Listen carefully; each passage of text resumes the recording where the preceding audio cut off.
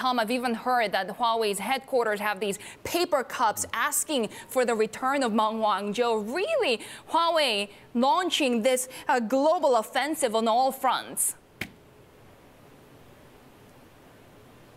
Shay, that's absolutely right. I got my hands on one of those precious cups yesterday, and they do exist. I can confirm that.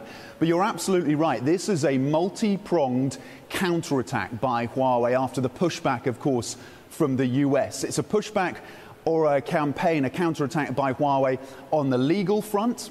And we've outlined some of those cases there, but also on the public relations front as well. And that's why they've invited journalists down to their campus, where I am now in Shenzhen. They've opened up some of their labs. They've taken us on tours. They're trying to portray themselves as an open and transparent company, a company that operates privately, they would argue, and separate from the Chinese government. On the legal side, as you say, we have heard, of course, that they are looking, our sources tell us, that they are looking to sue the US government over what is effectively a ban on carriers there using their equipment. And of course, we have had that case in Canada where Meng Wanzhou has sued the Canadian government for what she claims is a violation of her rights. So this is a legal push, and it's a push on the public relations side as well by Huawei, who are now trying to commit themselves to argue against the US campaign. Of course, the US trying to push its allies to push back and close out and ban some of this equipment from Huawei, saying that they pose a significant security risk. Tom, how is this whole ordeal being covered in Chinese media?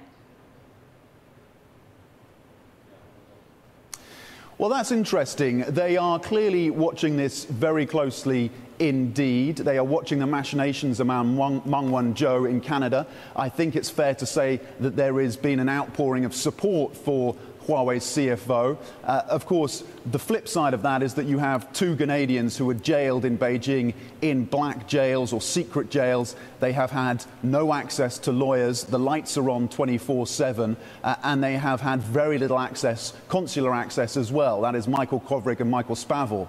And the concerns about those Canadian individuals were articulated outside the courtroom in Canada just a few hours ago.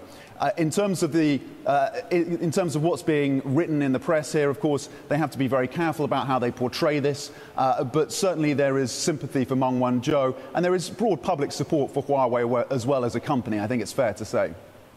Tom, how about U.S. allies? I mean, the U.S. government has been trying to argue that Huawei is a security risk. So how has it been perceived by U.S. allies who are being lobbied by U.S. officials? Well, this is a real conundrum, isn't it? Particularly for countries like Germany, like the Czech Republic, and like Poland, who are wrestling with these issues now. They want to have access to what is cheap and high-performing gear from Huawei. But, of course, they want to maintain those security alliances with the US. And we heard from the likes of Mike Pompeo and, of course, Vice President Mike Pence saying that essentially if you were to incorporate Huawei's technology, then maybe the US wouldn't be able to do business with you, that it could affect communications between the US and some of those countries. So in Europe, certainly this debate is well underway. Countries like the UK, of course, have their own system set up with GCHQ overseeing some of Huawei's code and its hardware. Others may be looking to that as an example, but clearly the US is determined to try to pressure its allies to block Huawei as much as possible. Huawei now on the counteroffensive.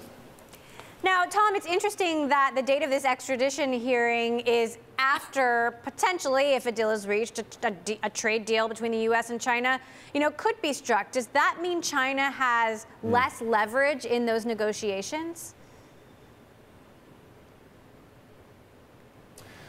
Well, of course, China will be has paid close attention to the comments of President Trump, who has suggested, and he's muddied the waters on this, he's suggested that he may or could intervene in the case of Meng Wanzhou if trade talks were going well, if it came up as a demand from the Chinese side. That is something that, of course, has concerned other officials in his own administration. So China is aware of those comments from President Trump. Of course, he went out of his way to ensure that there was a softer set of punishments for ZTE, the other other Chinese telecoms equipment maker in that case last year. So they're aware of that as well.